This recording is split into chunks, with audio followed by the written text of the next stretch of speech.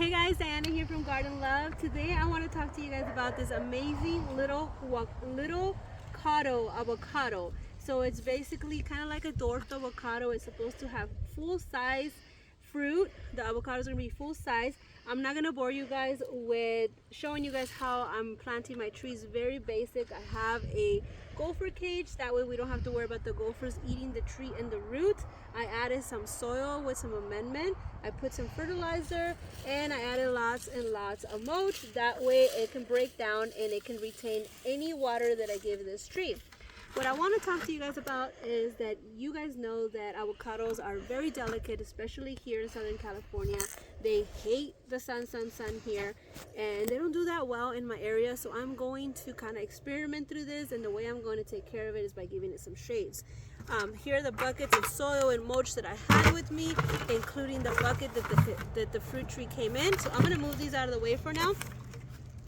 And what I want to show you guys are these. These are the newest things that I've added to my garden. I've been using them as trellises, but for today I'm going to use them as a kind of a shape that I'm going to create here.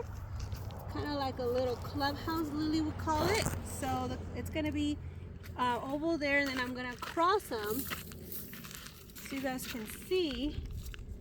I'm going to cross them and create a little clubhouse for this amazing fruit tree that I have growing here.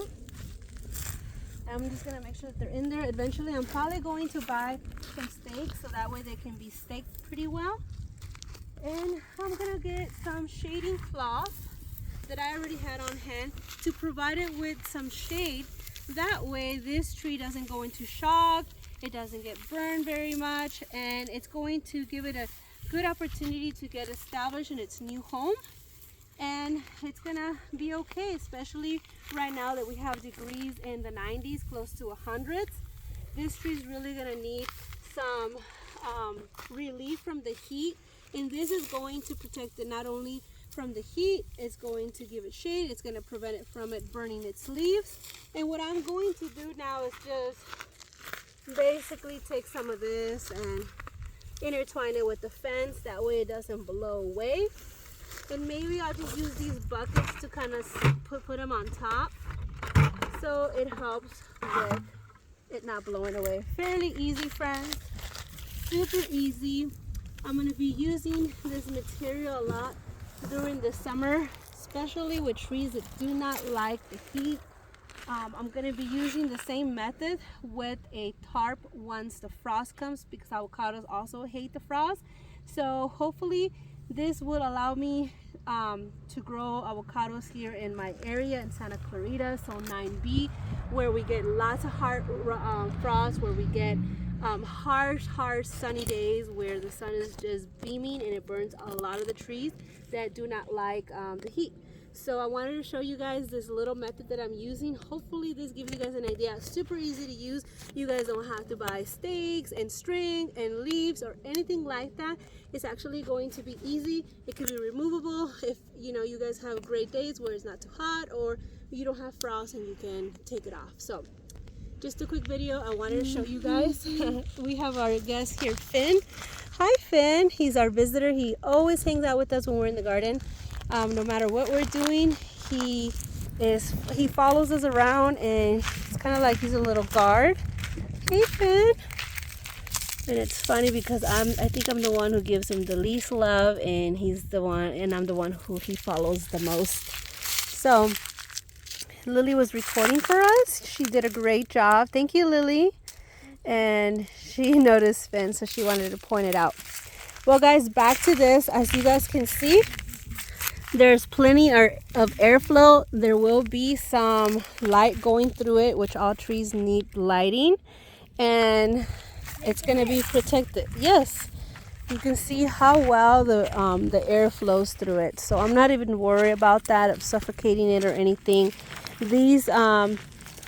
These cloths, I actually ordered it for my plants a long time ago. I had it, so I'm using it. I might order some that I can cut myself, or smaller pieces. That way they are protected. And as you guys can see, the tree is doing fine. It's been in here a few days, but I wanted to show you guys this. I protected it from the very beginning, and it's doing good. I don't know if you guys can see through it. Look at that. This tree is doing amazing.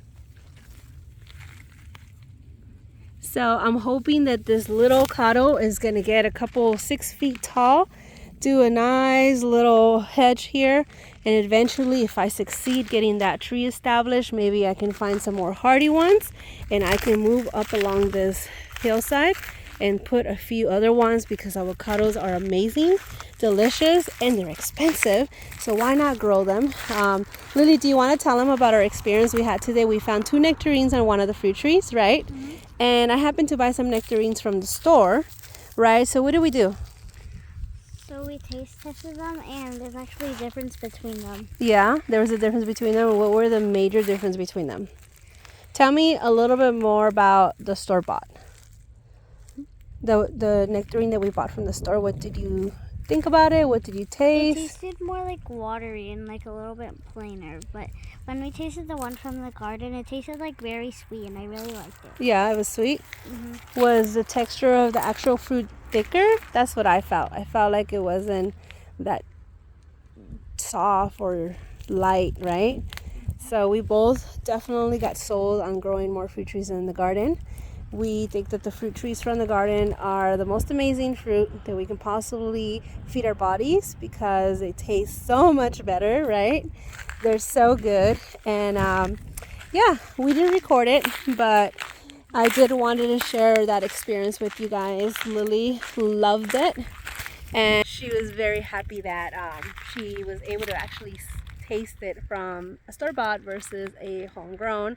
And she's very happy. She's like, can we go get some more? But unfortunately there wasn't any more. All we had was those 2 left, and they were actually small. They weren't even fully ripe, and even though they weren't fully ripe, you can taste the difference between both of them, and it's amazing, guys. So I hope this encourages you guys to grow some fruit trees, to try something new.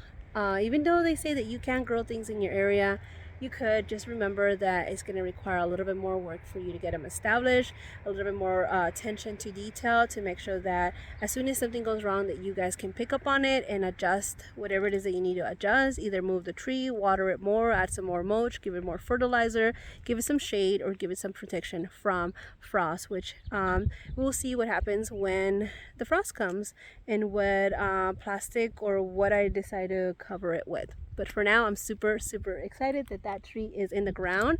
As you guys can see, I don't know if you guys can see, I have a pomegranate there, I have a lemonade lemon there, and now we have my little avocado there that I can't wait to see what the fruit tastes like and how well it gets established. I have no doubt that it's going to get established.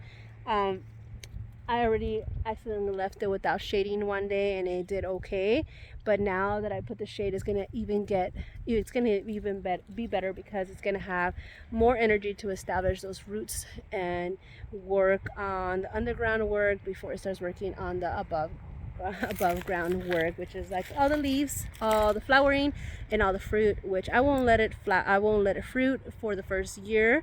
If it starts trying to fruit this year, definitely not gonna allow it, because I want it to focus energy on the roots. Maybe next year I'll let it fruit one, if it even tries to.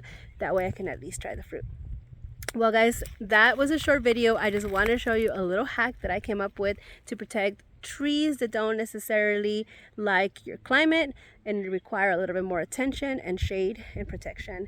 And hopefully this helps you guys get motivated to grow something in the garden. And I want to hear from you guys in the comments, and tell me what you guys are growing, what you guys thought about this hack, and anything else you guys want to share with me. Well, I hope you guys have a blessed day. I'll see you in the next one. Bye.